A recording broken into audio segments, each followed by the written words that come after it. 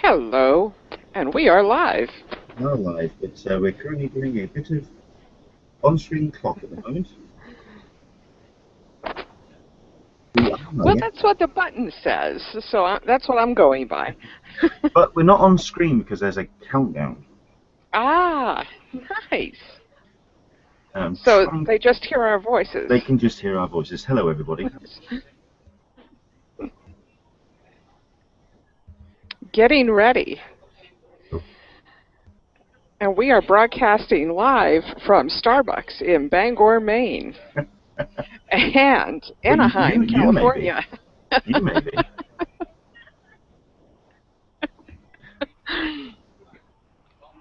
Nice. Looking forward to it. Mm. I've been following the Twitter feeds. So. Oh, what do we do without our phones?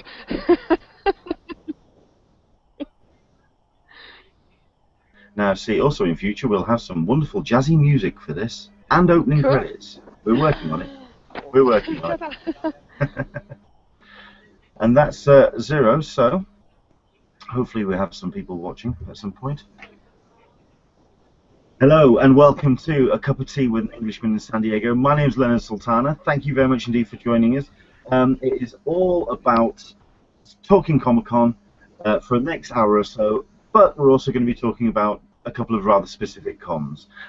We have ourselves a couple of great guests who are going to be joining us. Hopefully you're going to be joining us as well. Do jump in on the Q&A.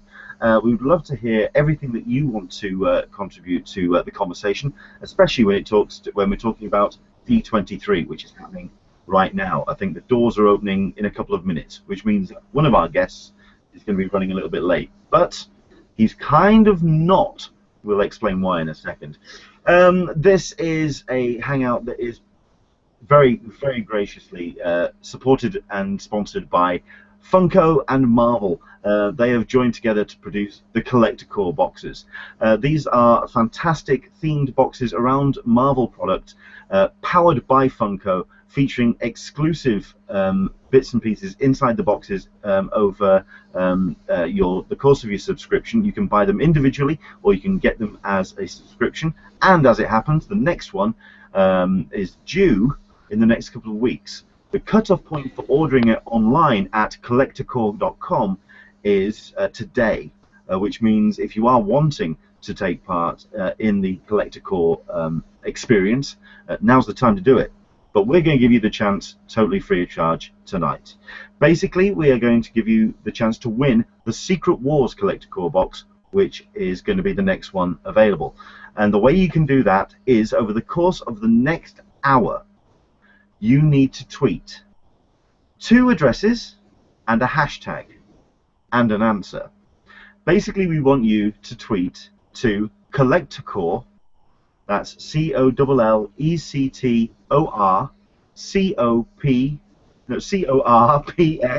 Collector Core, and also tweet the address OriginalFunko. So that's AORIGINAL. I did go to school. FUNKO. So Collector Core and Original Funko, and using the hashtag MyDreamBox.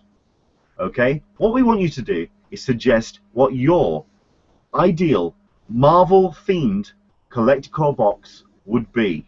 My dream box, using those 2 addresses. You don't even have to tweet us. You don't even have to use the Cup of Tea SD3C. That's what we're paying attention to. The hashtag is MyDreamBox.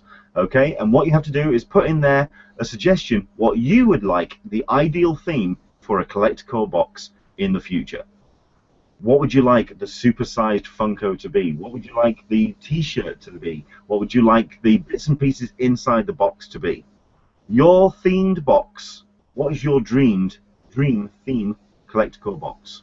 My dream box. That's the hashtag, and also add in there the addresses Collector Core and Original Funko. That's all you have to do, and we're going to do ourselves a random draw at the end of this hangout. And we're also going to read out a couple of the answers as well. So, Our two guests today are on the road. My my partner in crime is Miss Alyssa Franks. Hello, Alyssa. How are you? Hi, Leonard. How are you?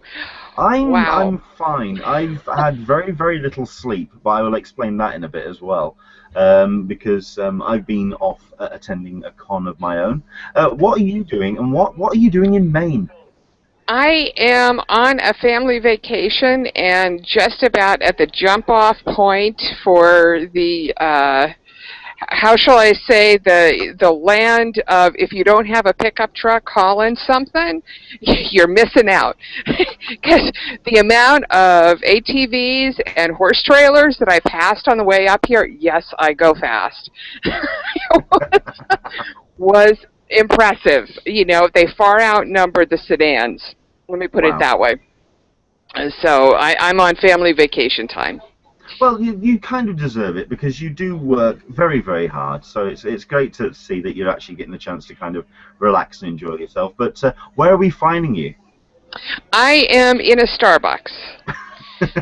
I try desperately. There's a cemetery located close to here where the movie, Stephen King movie, Pet Cemetery, was filmed, and I tried desperately to get in there, and figured the visuals would be really cool, but in addition to the fact that it was closed, there was some connection issues. Fair So enough. Well, this is because Starbucks. this is because the zombie cats were actually rising from the grave and interfering with the signal, which these cats, they have this nasty habit of doing. So thank you very much indeed for joining us. I'm sure you're going to jump in with a couple of comments of your own because you have been following the feed and following what's been happening in Anaheim. Taking place this weekend is the extremely exciting and also slightly controversial. We'll get round to that. We'll definitely want to try and talk the positives in this conversation, which is why we now turn over to Mark Velez. Hello, Mark. Hello. Now, Mark is somebody I know from the Google Plus SDCC community. He's also a friend to nerds everywhere. Basically, if you are a con goer, especially if you go to SDCC, you know Mark because he's certainly somebody who helps out as much as he possibly can. He's absolutely one of the best persons to have in your corner. So thank you very much indeed for joining us. So where are you at the moment? This looks vaguely hotel-based.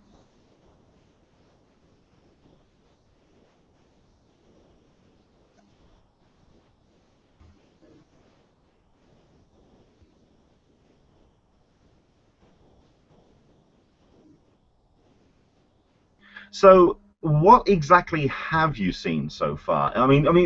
What exactly do you? What were you kind of expecting? Because, like you say, when we were talking off air, you did actually say this is a totally different experience to what you kind of were expecting.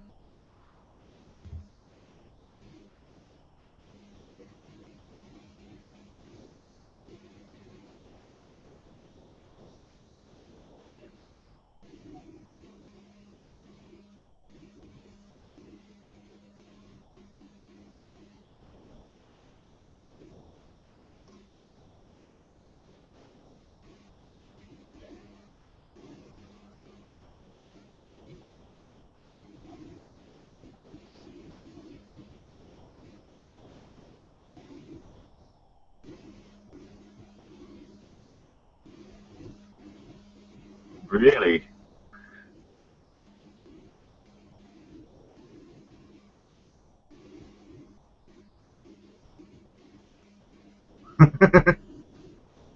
Now that surprises me. I mean, I'd have thought Disney. I mean, you've got a whole host of characters that people could cosplay as. I'm surprised that people haven't.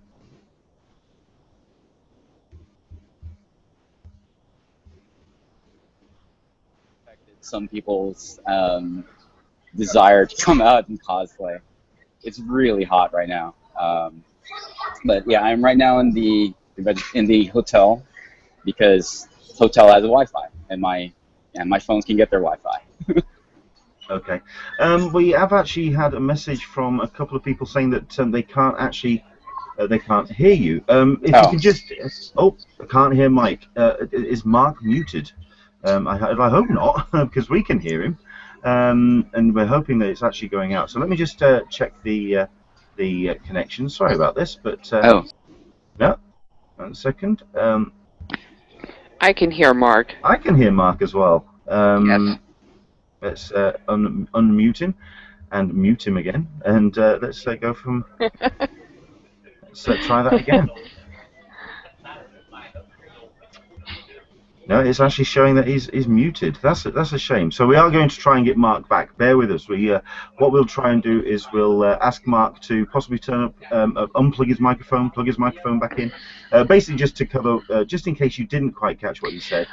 He was saying that the actual exhibition floor was a little bit more open space than he kind of expected, and also there were a lot of stores on display at. What he was saying was interesting to me, that that there was a lot more selling going on than he was used to, and I took that to mean it's as compared to San Diego, which is kind of surprising. But it's also kind of neat that they're expanding and they're taking up the room, they're taking up the aisles. I'm very curious to hear what happened at the Marvel panel yesterday. Because, and I was wondering, do you know what's on the docket for today? Well, what I was going to suggest, suggest to Mark, what we might do is we might eject you, and if you use the link that we sent you before, if you try and come back in, and you never know, that might try and solve our audio issues.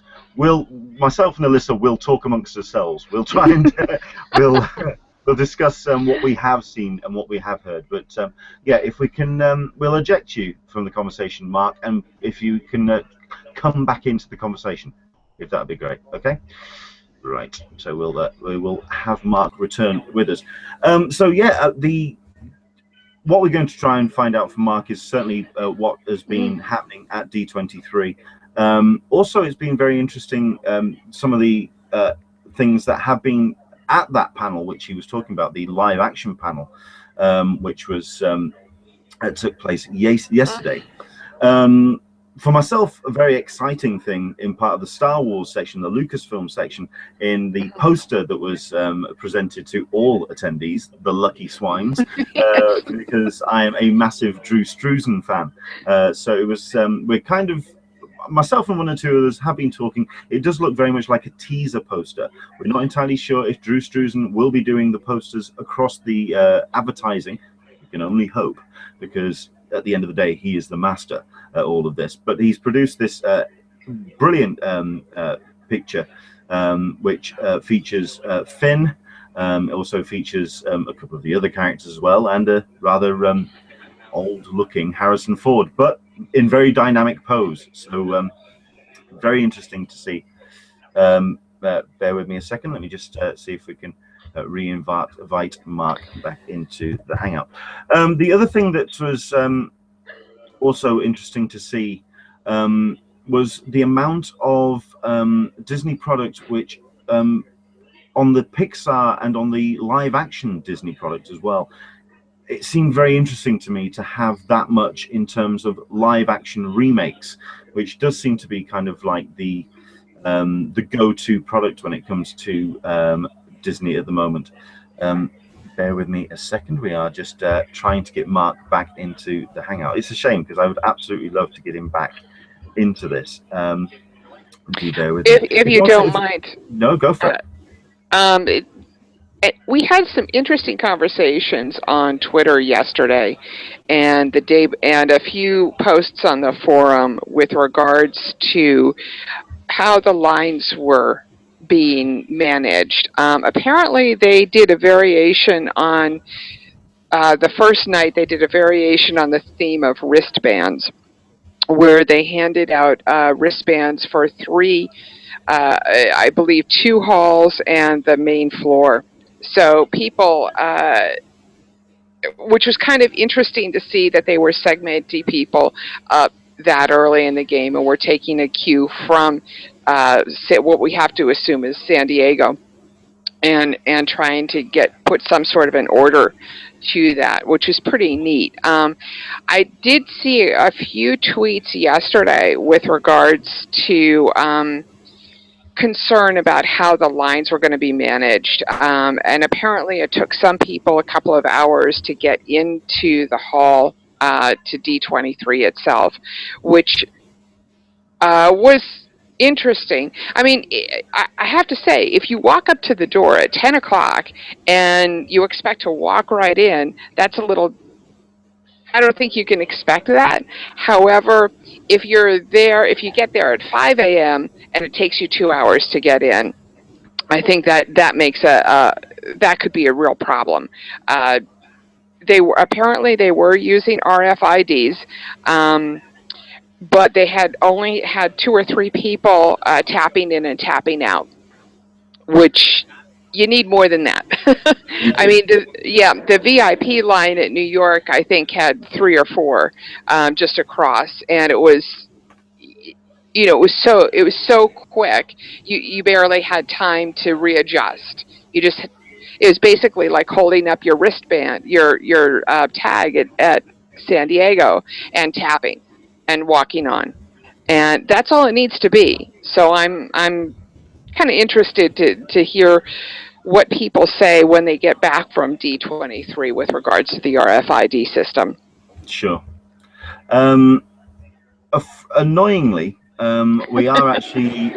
I'm seeing a number of messages up on the Q&A saying that we can hear him now. In other words, he may have actually got his audio back just as we kind of ejected him from the Hangout, which is kind of frustrating. But we're now actually struggling to get him back in because I don't know if they can rejoin a live broadcast, which is unusual because we have had it happen before. We can get people back into the Hangout, so we are going to keep trying. I'm going to keep sending him the invite and desperately hoping, because the one thing that I was very interested to see when it came to the accounts of what was happening at D23 was while everyone was having a great time once they were in there and actually having a look around and getting very enthusiastic about what they were seeing, it was very much a case of it was sounding very unorganized on behalf of Disney, which sounds very, very strange to me. Considering that you'd think that a massive event like this, and a very high-profile event, you'd think that they were going to try and... Plus, they can manage the lines in the park, so why couldn't they manage the lines at D23? I don't know. Maybe I'm being too harsh, and because it is a one-off, it happens once a year, so maybe they don't remember from year to year the way San Diego does, because it is the focus in San Diego. It's the focus of their whole calendar, as opposed to D23, which is not for Disney. So. Sure. This is where we really could have done with Mark's contribution, because we wanted to know exactly what the lines were being managed. I was seeing a lot of people certainly getting frustrated. It almost felt like the SDCC influence and the element had kind of taken over D23 in terms of people starting lines very early, queuing up overnight in that the basement section, as it were, of the convention center. I was seeing a number of airbeds. I was seeing a lot of people getting very, very comfortable down there. And it seemed as though that, from what I remember yesterday, or maybe that was the day before, I can't quite recall, that by 6 o'clock, they were telling people that the lines were pretty much full. I can tell if you want to work on getting Mark back into the Hangout, I can talk a little bit about what's going on with the New York Comic Con. Go for it. Walking Dead ticket. So, at San Diego, during the Walking Dead panel, they announced that they were going to have the premiere event broadcast live in Madison Square Garden. At which point, all of my friends figured out that's the weekend of New York Comic Con. We're going to be there, and we're all on our phones trying to figure out how to get tickets for it during the Walking Dead panel. Fast forward to a couple of weeks later, AMC announces that they're going to be giving away 10 pairs of tickets per day for the panel. Not for the Madison Square Garden event, which is going to be 18 cast members and the 2-hour or hour and a half premiere of the show. They did move it from Sunday night to Friday night. So we're going to, if I get in to see it, I'm going to be able to see it 2 days before everybody else does, which I'm massively looking forward to. And but the question is whether or not we're going to be able to get tickets. If AMC does the 10 pairs of tickets per day for 20 or 30 days, I forget the exact number, that leaves quite a few tickets left over, who we think New York Super Week is going to be giving away those tickets. The best thing that I can suggest to anybody who's in the New York area and or going to New York Comic Con is keep an eye out on the thread in the forum with regards to information. There's a number of us who desperately want to attend this panel. It looks like I would love to just go en masse with my New York crew and my San Diego crew, like 20 of us, and just take over a section. But they are, the one other caveat is that they are requesting that people check their phones. So we are not going to have any video of the event whatsoever. So that's the story on the New York Walking Dead panel. The question is whether or not there's actually going to be a panel at the New York Comic Con, because they are doing this on Friday night. However, who knows? There may be. And it's nice that it's tied in with New York Super Week. So I still wish that I could get you over there for that, Leonard. Trust me, if it was something I could afford to do, I absolutely would love to do NYCC. It is it is something that it is definitely up there as being on, if not the bucket list, but certainly almost sounding like the kind of like the essential part of the convention calendar now. And it's something I think also the fact that it's becoming outside of the just the event as well, but it's that New York Super Week. I'm finding interesting as well that they're kind of expanding it beyond just the dates of the convention. So no, if I could go, trust me, I would absolutely love to. But you did go to a convention this weekend. I did. If you go with me, I can gladly talk to you about that. Right, this would be a small event.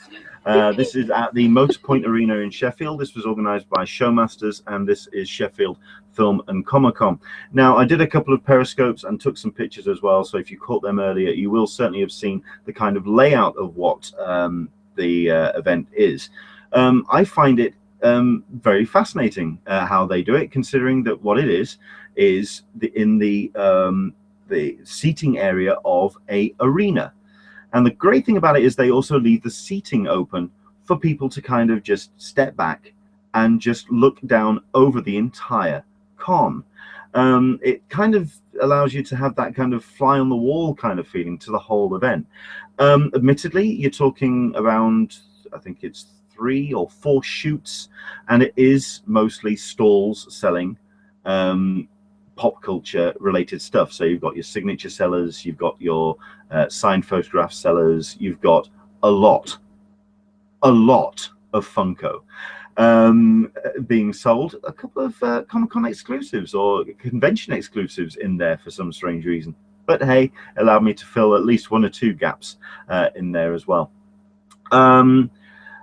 Sorry, I've just been Mark is actually going to try and contribute on the Q&A he's actually going to watch and try and jump in on that. So if there's any questions or anything that you want to talk about D23, do jump in on the Q&A, and we'll try and get Mark to jump in on that as well. Once again, apologies for not getting him back into the Hangout. It's a bit of a shame. Sorry about that. We've had two people, one person who promised us video and a lot of still pictures for D22, and now Mark. It's just like a jinx. I know. So let me very quickly then talk about this event. So this is, like I say, organized by Showmasters. Showmasters are one of the bigger convention organizers here in the UK, very much geared towards pop culture events. So while there is a number of comics artists and writers, well, mostly artists, in a comics zone, which is situated inside the arena, because if you go to any arena, like say like the Motorpoint Arena, or basically any sports arena, you have the kind of like outer section, or the outer concourse that feeds around the arena, so like feeds you out into the seating area. So you have a number of actors, you have a number of artists, you have a couple of wrestlers with their own little tables there as well, and they all have signing tables which people can go up and see them and meet them face to face. They're usually quite accommodating when they allow you to go up and actually talk to them for a little bit of time, but with Showmasters and the amount of people that obviously are wanting to talk to the people involved, obviously there's a little bit of movement, so you kind of have your moment, say hi, get your signature, and then it's into the actual out of the concourse and into the arena. The other thing about the arena which I find really interesting as well is you have your square of your rectangle area in the seating area in the middle of the arena, but cut into the corners, rather small. I mean, you're literally talking about 5-6 foot deep, but you have a couple of panel booths which are actually cut into the floor area. Bit of a high wall to kind of protect it from the rest of the selling booths, but that also means that the invited guests, they sit down for half an hour to 45 minutes and they do a panel, and that means you can kind of literally just walk off the exhibition floor up onto the seats, jump in and watch how you want. And then say, for example, you want to go to the other panel area which is on the other corner, you get up, you walk round and you go to that, and you can just literally, it's footloose and fancy free. It's very kind of liberating to kind of be able to sit up into the arena seating, look down at the panel, but also see the rest of the convention going off and doing what it's doing. How are the acoustics, for to do a panel that was on the floor? Because that would worry me. I know. Thankfully, the booth sections, which kind of protect the panelists, they don't get distracted too much, and there are speakers kind of just situated going up the seating area, which kind of like projects the sound of the panelist onto that little area. But that also means you can kind of like just put your head around and kind of watch and sort of just do. It's very kind of free and kind of open, and there's no real kind of panel room because the whole thing is kind of a panel room, and it's very interesting layout. And I am going to post a couple of pictures up on the Q&A so people can actually see what kind of setup it is. But a bit of a disappointment in terms of a missing guest. There was supposed to be Billy Dee Williams, Lando Calrissian, who was going to be joining this weekend, but unfortunately he couldn't make it due to ill health. So you did have people like Robert Englund, Freddy Krueger.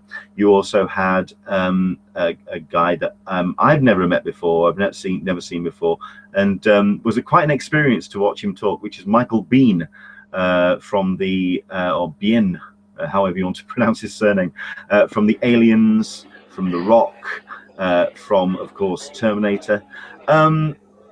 It was interesting to watch him talk, if anything, because he did seem slightly spaced out. It was very early on a Sunday morning. Let's be fair. He may have just been very tired and emotional. But Or had a few the night before. I would never ever say that that would be the case, because that would be possible slander. But it was also fascinating to hear him talk as well, because he did actually say right at the very beginning, if somebody asks me a question, I'm going to disappear down several rabbit holes before I get to the end. I will probably forget what the original question is, and it will also probably mean I only answer 3 questions. And it came very close to that as well. It was interesting to kind of watch him kind of see the record stick every once in a while. Is his train of thought derailed? Watch the cogs go around, so to speak. I've always liked him. Yeah. I didn't say bouncing out. I just said going out, you know. But I always liked him, and I always kind of thought it was a shame that he didn't get a lot more roles, you know, off of the aliens and off of those. Yeah. I mean, certainly off. There's a certain cut-off point you can definitely see on his IMDb where it definitely turns into kind of made-for-TV movies, and it's a shame that. Yeah. I certainly have to say, The Abyss. It's a little bit of hit and miss with his career. But it was very good to hear him talk about his relationship with all the directors he's worked with, James Cameron, with all the people involved in his career. Also, he then rattled off a number of directors that he felt. Certainly, say, for example, when he was talking about Alien, he was saying that he was approached to talk about the new Alien project which Fox is putting together, but he felt, no, once you follow Ridley Scott and once you follow James Cameron, there's not really anywhere you can go. At which point he then rattled off a bunch of people that you just don't follow. You don't follow Oliver Stone. You don't follow James Cameron. You don't follow Steven Spielberg. You don't follow Michael Bay. At which point I turned to my friend and went, okay, I know that he was directed by him in The Rock, but it's Michael Bay. I wouldn't exactly throw him in the same kind of league as the rest of them. But, no, not at all. Not at all. Billy Dee Williams is going to be at the Granite State Con that I'll be going to in September, and hopefully we'll be doing a live report for. I think it's on the 13th of September. I hope, fingers crossed, to get one of the promoters from that event. It's put on by a local comic store and has been in existence, the Granite State Con, for a couple of years. And I'm hoping that I can get some time with this local promoter to go over what it takes to put on a convention, and not just from there's load-ins and load-outs, but the months of planning. I'd like to talk about, what are you thinking on? How do you try and get people? How did you get all of this talent to come? Because currently what they've got lined up is Lando. They've got Billy Dee Williams, Lando Calrissian, Larry Wilcox from Chips. They've got. I can't read quite what Rico Ross. Well, the problem is that I don't have my reading glasses on, and they've got somebody from Aliens. I do see that too. So since you didn't get to see Billy Dee Williams, I'll try and get some pictures. That'd be fantastic. From him for you on the just 12th. to very quickly wrap up my take on Sheffield Film Comic Con then. So also interesting to see a number of other great guests there. Christopher Judge from Stargate was there. Right. You also had, I've mentioned Robert Englund. You had Dave Prowse, who still is looking a little bit shaky physically, because at the end of the day he is getting on a little bit now, but once he's sat in front of the table, he's very much aware and very much eager to talk to the fans. Jeremy Bullock, Boba Fett, is always a regular at the Showmasters event. All in all, I will say, for a small event, because in Showmasters terms, there's very much 2 different levels. You have very much the London Film Comic Con, which takes place down in the capital, which is where they really do throw out all the stops. That's where they recently had the Back to the Future cast. They had, if you have a look at their website, the roster was just insane. However, the smaller con, these people are kind of booked for the other cons around the UK, so Glasgow, Newcastle, all Liverpool, wherever the Showmasters are running. They're all over the place, and it's these guys that are kind of booked for the run of the year, if you kind of get the sense. It was worthwhile going. Certainly for a couple of people, my friend Neil who went, it was great to take his a couple of Star Wars Marvel books and have his Boba Fett signed by Jeremy Bulloch and have his Darth Vader #1 signed by David Prowse. So always good to have some nice little signatures. And I mean, I was lucky to also get to meet a favorite author of mine, Robert Rankin, who was there, and so good to have a chat with him as well. Interesting, however, that beyond that, it is a lot of tat. It's very much feeling like a car boot sale in terms of lots of little shops selling their wares, and you do kind of feel that the whole idea is to try and get the money out of you. Interesting at the back as well to see the DeLorean from Back to the Future, or a DeLorean from Back to the Future, and also the clock from Back to the Future 3, which you could have a picture taken green screen with. Worthwhile going, and certainly for the kind of the experience of getting around. I mean, you could get around the whole thing in a couple of hours, and indeed I did this morning.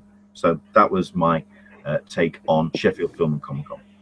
Very quickly, we are just going to quickly remind, if you haven't, if you've just joined us, and I see we've got a number of viewers now, certainly that we didn't have at the beginning, we are giving away a Collector Core box. This is the Marvel Collector Core, powered by Funko. You can win that on the Hangout today, and we're going to give that away in the next 20 minutes or so. But what you have to do is a little bit convoluted, but bear with me. We're looking for your dream box. So using the hashtag #MyDreamBox, I want you to describe what you would like to see inside a future Marvel Collector Core box. But then I would also like you to add the two addresses, Collector Core and Original Funko. So the official Collector Core Twitter handle, and also the Twitter handle for Funko, which is Original Funko. So My Dream Box, that's the hashtag. You've got just over 20 minutes to kind of tell us what you would like to see inside your dream box. So My Dream Box, that's the hashtag. We've got a couple of comments regarding D23. Liliana is watching, Liliana Briziano. The Civil War footage from D23 hasn't leaked, and as much as I want to see it, I'm so glad it hasn't. I wish Comic-Con stuff wouldn't leak. It's such a commitment to get in to see footage. Any thoughts on how Comic-Con can do better? And indeed, Mark has been paying attention to the questions on the Q&A, and he's saying that no cameras are allowed in the main hall. Could that be something that Comic-Con could adopt? It was interesting. I saw something about them handing out bags, and you have to put your cell phone in there. And one of the announcements, I think it was yesterday, said that they would give you plenty of time for the people who are queuing up in the main auditorium, the main waiting room hall, that they would give you plenty of time to put your to take your laptops and your iPads back to your car, which gives the indication that they had the system down for putting the phones in the bags and just moving it through. So it sounded pretty cool to me how they were doing that. I'm not sure I buy into the whole need to do that. I mean, I can see the studio's rationale for not wanting to have footage leaked. However, and I go back to the Star Wars Celebration panel and the way that was broadcast out, Repop broadcasted out, and it got the whole geek community talking and excited and into it. And a little bit of leaked footage may not be a bad thing. Just saying.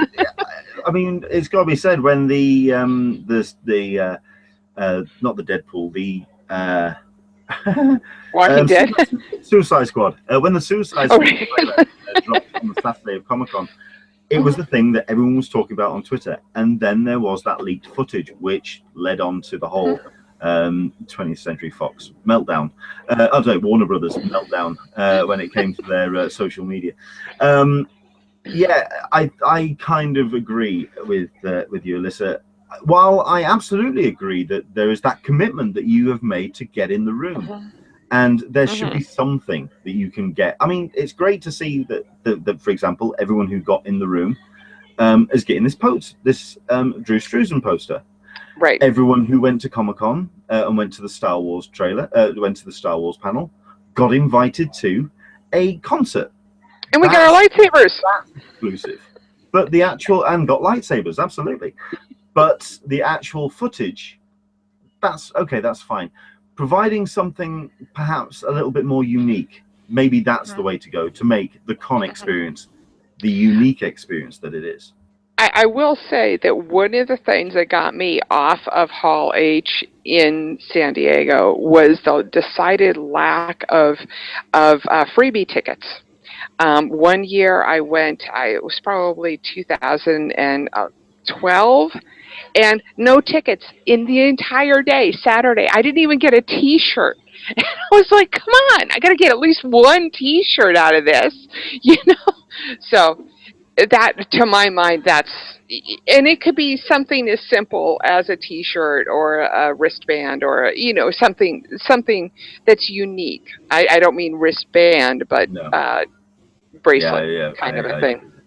Mark Velez is actually saying that the bag system did actually work pretty well. It's something that did kind of do what was required, which was to try and keep the experience very much contained in the room. It does seem a little bit draconian, but I can kind of understand where Disney are going with it. They're going to be doing the bag system also for that Walking Dead panel at New York Con, which is going to be interesting to see how they manage it. There's a lot of people who are thinking doom and gloom with regards to, am I going to get my phone back? And it's a little bit more logistically difficult at Madison Square Garden to put your laptops and iPads in your car versus at Anaheim, where the parking garage is right across the street. And so, any other comments? I'm just checking them out now because we've got this is harking back to your comment regarding New York Super Week and New York Comic Con. This was regarding let me just find the question again. No, it was I'm just hoping that I haven't no, I just want to this was for this is from Vansay429. Thank you very much indeed for watching, Vansay. This was a question directed at you, Alyssa, but it was actually answered by Michael. Alyssa, do we know the day before at NYCC which panels need a wristband? I missed it last year. Now, that has actually been answered by Mike. Mike. Do you want to take that on? No, well, read what Mike said, because he really does know New York Comic Con a lot better than I do. I ask him questions all the time. But well, it seems like it's in the major room. Sure. Vansay saying, Michael is saying, Vansay, all the main stage panels do need a wristband. Some fill up, some may not. If they don't, they just hand you the wristband before you walk in. So do kind of keep that. And if I recall correctly, last year, I waited for the Daredevil panel, which is the Netflix Daredevil panel. That was my must-see panel. I also ended up being able to get into the Walking Dead panel, which was directly after it. So I was able to move over. But there were some panels, like I think the Lego panel never filled up, for example, and you could just walk right in. But it's a matter of first thing in the morning, going down to the queue hall down below and getting in the big massive lines. thank God New York is using the queue halls. Though that really works out well, and Disney seems to be doing the same thing. There was one comment on the forum that Crocsback said, what was it? I have no idea how to let people into this how they let people into this convention. It's 10:15 and the general admission people are still being held outside in the sun. Yeah. This is something that has certainly been, I mean, we've been trying to talk very much about the positives of D23, and indeed, if there's any questions that you want to jump in on, or if there's anything that you've seen in Twitter perhaps and you want to ask questions about D23, perhaps you've thought about going, because don't forget, it's every 2 years, so it's not next year, it's the year after. If there's anything that you want to ask about D23, now's the time, because we do have somebody who's watching. Thank you very much for sticking with us, Mark. One thing that I spotted, like I said earlier, the whole aspect of the camping out overnight, that did kind of, I don't think that's happened at the Anaheim convention so much in the past, but certainly with the influence of San Diego Comic Con, and indeed with Star Wars Celebration, with those people camping out overnight for that first panel, The Force Awakens. I think a lot of people are getting into, when they, I mean, it's like the whole thing of people queuing up at the front of the line of Hall H at Comic-Con this year and not knowing that that isn't what they need to do. It's kind of like almost assumed that that's the convention norm now. Now you had at D23, you had very early queues for both Friday and Saturday. And this morning they were queuing up from very early. And like I say, underneath that area, it was a bit of a mess. Especially when it came to the chutes that they were using to kind of get people onto the floor, considering they opened up the doors and 2 hours later, people were still lining up to get in, because I think there were only kind of like 2 scanners per chute, and it was taking forever to get people into the hall. This is what I've heard. Of course, there will be full lineups and full dissections of D23 once it's all done. Mark is actually jumping in on a couple of questions, which I'm not entirely sure of what the questions are, but certainly got the answers. I'm guessing one of the questions was, how much is D23? There are 3 separate entrances. There's general admission, there's a gold and silver member tier, and then there's sorcerer package at $2,500. Ow! Damn, that's painful. Wow. Whoa. Sorry. Sorry, I just nearly ran out of breath there for a second. 20, okay. The sorcerer package gets in first, and then gold and silvers members get in at 9 a.m. and then general admission at 10, or after the gold and silver gets in. So that's the tiering of people getting into D23. Okay. Also, we've had a comment regarding Billy Dee Williams. He apparently is going to be at the Fan Expo in Toronto, September 4th to the 6th. So if you are wanting to see Lando Calrissian in the flesh, I mean, I can't actually think of anything else he's done other than Scrubs. Is it just me? I don't remember anything, but I'm not the person to ask. We need Mark Serby here for this. This is a Mark question. You think?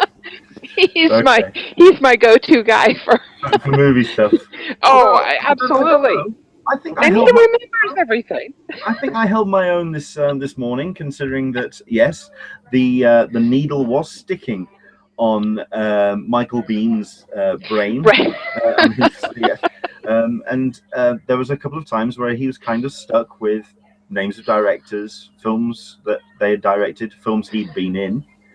And there was this one smartass in the audience that did shout out the answers and kind of help out, just to kind of move things along. That person may have been me. I like to think I can hold my own. Okay. Oh, you're brutal. You're brutal. Come on, yeah, just yeah. I wasn't going to go there. I like, especially, no, I'm not going to go there. Yeah. Just thinking back. Michael, Oliver Stone, yeah. Yes. Usual suspects, yeah. You're thinking of yeah. Okay. We've got other comments coming in. Mark, if you can answer this question, if you haven't done it already, what is the deal with the collectible trading cards? Did they really cause as much chaos as the Twitter photos show? Okay, let's see what else. He's also saying that part of the issue, oh good grief, is that they scan every badge when you enter the building. So it's not even a case of hold them up, let's kind of, okay, that's an official badge, let's just keep things moving. They scan every single badge. So that appears to be a little bit of an issue. But it's a tap in, tap out. The scanning process should be as simple as holding it up and you're done. Holding it up to the thing and you're done. It's not complicated. No. I think perhaps maybe more than 2 scanners per shoot, maybe a little bit. Yes, exactly. He's also going to be jumping in with the answer to this, but Neil Williamson is turning into the Billy Dee Williams expert, stating that indeed he's absolutely right. He played Harvey Dent in the '89 Batman movie. You're absolutely right, and he also played opposite Sylvester Stallone and Rutger Hauer in Nighthawks. Strangely enough, that one passed me by. What can you do? Betsy Woodin, Billy Dee was a hottie, but at ECCC 2014, he came across like a cranky old man. I watched the footage of his panel at Star Wars Celebration as well, and if not cranky, then certainly, like Michael Biehn, slightly distracted mentally. The birds were perhaps just kind of taking his attention a little bit. Neil Williams, appreciate that Billy Dee Williams will be appearing in Toronto and places of the US, but it doesn't help him in Neil in the UK. You're absolutely right. No. It was our kind of one chance to get to see him, so never mind. Let's see if we got the answer from Mark regarding the collector cards. I don't think he's got. It didn't seem as though that there were a lot of collectibles at the con. I mean, somebody said the pins. I mean, that's what I heard about, but I didn't even see them. You know, it wasn't as user friendly as I'm used to with like the New York site and the San Diego site, where you've got a separate tab just devoted towards the exclusives. Sure. So those were the only ones that really stood out to my mind. I don't understand cards. I don't understand the motivation behind the cards, so I don't do them, and I didn't pay any attention to them. Did you see anything else as a collectible? To be honest, so far on what I've been paying attention to on social media, no. If anyone can kind of jump in with that and do let us know if there's anything that has kind of jumped out at anybody. I mean, other than the Drew Struzan poster, there hasn't been which is gorgeous. It is. No, I'll take one. Well, I've been hearing a couple of grumbles actually saying that it doesn't feel complete. I personally think I agree with the suggestion that it is possibly a composite that is going to be made up from the main poster. But I think as a D23 exclusive, or as to be honest, it's not so much the fact of what he's drawn, it's the fact that he's drawn it. It's the fact that he's back. Because quite frankly, his main gripe is photoshopped posters using the same color palettes of orange to blue, the same crap that we see on film posters left, right, and center. And if Drew Struzan's back, I'm a happy bunny. So there we go. So there.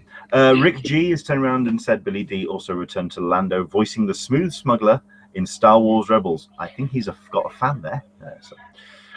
This is Mark talking about the cards again. And this is regarding the trading cards. There were trading card stations around, but some cards were special, and they announced the location through the app. So when you got a notice, people would rush to the areas in the announcement. Oh, joy. We've had that before. That's always a fun thing to do. That question came from Jason Coe. Hello, Jason Commander, regarding the trading cards and did it cause as much chaos. Every single time that someone does something like that with a "you need to get to here" when it regards to a collectible, not only at New York Comic Con, not only at D23, but at San Diego Comic Con, every time they do it, it's a mess. It's an absolute mess. I mean, it's right up there with, oh, you have to be the first 100 people to our booth to get an opportunity to buy this exclusive. Yeah. You know, so how many days are you going to camp out for that one? Well, I mean, this was I said that out loud. Yes. Yes, you did. Well, this was covered in the talkback at San Diego, and quite frankly, even Comic Con aren't particularly happy about organizations and companies doing that. If anyone has any, oh good God, I've just seen let me just put that at the top of the Q&A. You'll see why I'm going to come back to it in a second. Uh-oh. Yeah. Yes, if there's any other questions, we've got 5 minutes. We'll see if we can get any more questions to Mark regarding D23. The Drew Struzan poster is currently going for $100 plus on eBay.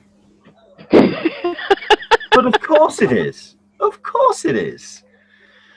Oh man, I will not. I was going to say I'll not give $100, but I will certainly give a lot of love and some cash to anyone who gets me one. But no, listen. At the end of the day, no, do you know what? You said that out loud. I know I did. Listen, if someone wants to try and land me a Drew Struzan poster, fine. But you know what? Don't go out your way. In fact, keep hold of the thing. Don't put it on eBay. It's a collectible. It's Drew Struzan. Keep hold of these things. Why just get something at a convention just to bang it on eBay straight away? I get a bit wound up about that. But okay, enough. There's something to be said about that of you know, keeping these things that you really love. You got them for a reason. You went to the Star Wars panel at San Diego and you got the lightsaber for a reason. You don't want to sell it for $30. I mean, that's not even a decent meal. Certainly not in San Diego. Yes, exactly. Anyway, next on the Q&A. Okay, this is from Michael Leventhal. I'm guessing this was regarding a comment or a question that was made earlier regarding New York Super Week.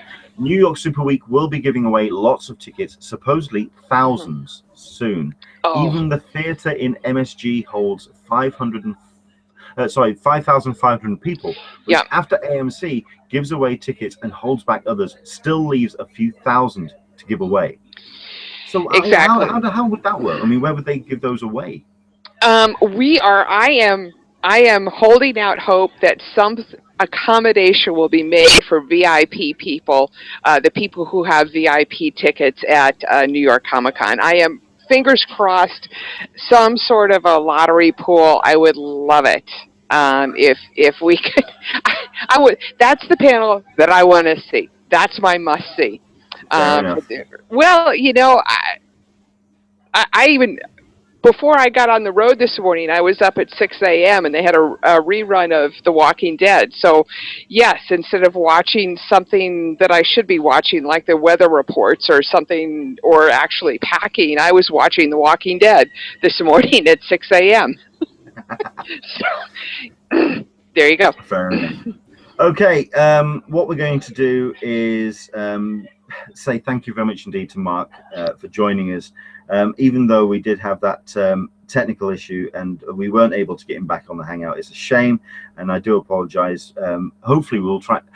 Mark's a great guy. In fact, I'm going to, if you can, I'm going to find him, find out what his Twitter handle is.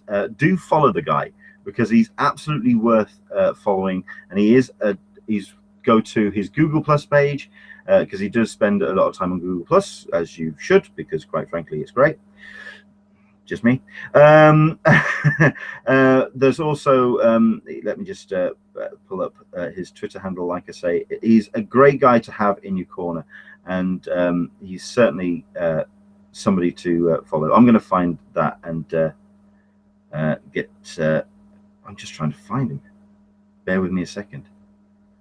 No, I'm going to have to do that in a second, because I'm also going to do the draw for the collector core box. Thank you very much indeed to everybody who jumped in on that. Tell you what, you've got yourself exactly 60 seconds, and I'm going to then do a draw from the random ones that we've. I'm going to randomly draw, and hopefully these suggestions will go through to collector core, and you never know, we may be seeing these boxes in the future. My dream box. Okay. Also make sure that Original Funko is attached. Make sure that Collector Core is attached. This is for a Collector Core Marvel Secret War box powered by Funko. You get your choice of t-shirt or t-shirt size and whatever the Funko is going to be inside this month's box, which Secret Wars, we're hoping for a Thor. Who knows? Well, with that teaser thing that they had with the Thor hammer landing in front of it, it's got to have something to do with Thor in it. But what is your dream box, Leonard? Oh good Lord! Right. I would put you on the spot that way. I've been trying to think about mine. That's fine. If someone was if they were going to create a box, I would personally turn around and say, if they could do a Civil War box, which I think we're going to get with the film anyway, but if they could do one based on the comics, and if they could do like a twofer, they could do Iron Man versus Captain America as a dedicated Civil War box. There you go. That's mine. The Twitter handle for Mark Vellers, by the way, is No Callan SoCal. So NOCALINSOCAL. No Callan SoCal. Follow him. He's a top bloke to have in your corner. We've also had somebody turn around and say that there's people who've been putting in multiple entries on the hashtag. Don't worry. Don't worry. That's also been covered. So that's also I have got that in hand. Because I never thought of that for the AMC tickets at the Walking Dead panel. Never even crossed my mind to do that. Yes. Yes. Got that right. Yes, the sarcasm. I need the sarcasm screen behind me. Okay. So hitting random. Here we go then. Uh-oh. No, here we go. So that's that. And Tick, the winner tock. is Tick, one. tock. No, hang on. That's one. Tick, okay, it's just tock. Tick, tock. Congratulations to Rick601. You are our winner of our collector. Congratulations. My dream box is a cosmic box featuring a giant Galactus pop with a T featuring every cosmic being in the MU. That's a brilliant suggestion. Excellent. I love that. Great. I love that. I was going to go with Daredevil, and then you said Galactus, and I'm like, oh yeah. Okay, that's it. Totally. Well, I'm looking through, and there's absolutely fantastic suggestions. Indeed, one or two people are putting in the Women of Marvel. I think nice. that definitely ties in with the desire to have Marvel represent the women of Marvel represent more, certainly on the shelves. If we could have some more Black Widow toys, that'd be fantastic. Betsy Wooding saying, would be nothing but Hulk. Just Hulk. It'd be a green box, just Hulk. And we also had Carl Clement saying long shot. I also quite like this one as well from Demon Slayer, a Death's Head themed box. One of my favorite characters. I love Death's Head so much. So yeah, that would be a great suggestion. But no, congratulations to Rick601. We're going to get in contact with you and get your details, and we will put you in contact with Funko, and we will get you your Secret Wars box. Congratulations. Right, is there any kind of last things, Alyssa? Because I've been talking a lot.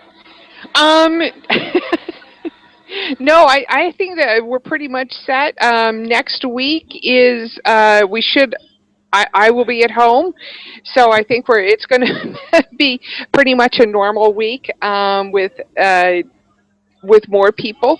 Hopefully, we won't have any problems with people being at conventions and having to log out and try and log back in. Yes, hopefully we'll have something a little bit more solid next week. Yes. Yeah. Okay. I know that you're away and it's kind of like your vacation time, but have you been kind of keeping an eye on what's happening in the forum? What's the news from Friends of CC? It's been kind of slow. A lot of people have been talking about the D23 and all of that. We've been also talking about the Fantastic Four movie. Yeah. Well, have you seen it yet? I have not seen it, but I haven't even seen Ant-Man, and I wanted to see Ant-Man too. So I'm bad. Regardless, one comment that I made, which I'm going to shamelessly self-promote, is I don't know what it is with these studios that think they can walk into the superhero genre and without having any real experience in it and put together a movie and capitalize on the geek culture that's happening, but it feels just slimy to me. Fox have got some experience, but unfortunately, it's all bad experience. Yeah, exactly. I mean, they need writers. You know, you need a good writer. I mean, 2001 was great because it was based on the Arthur C. Clarke book. Avengers was great because it had Joss writing it. If you can't get a writer that understands science fiction, or understands comics, what are you doing? If you don't understand it, why are you spending millions of dollars on a piece of doo-doo? I like the self-editing there. Congratulations. Yes, you're welcome. And that was edited. I wouldn't have. I wasn't thinking of it like that. In terms of what I did not see. Right, I did not see the movie though.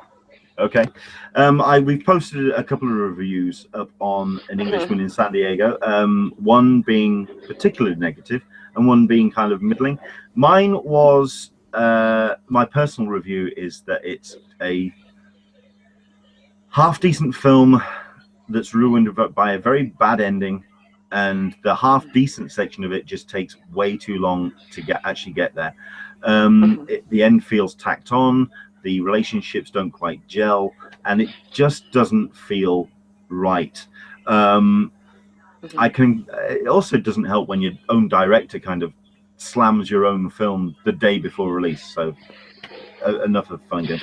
I do agree with it in terms of with all films, it all starts with a script, and quite frankly, when you have a company of people that make superhero stories and know the conventions week in, week out, use that resource pool.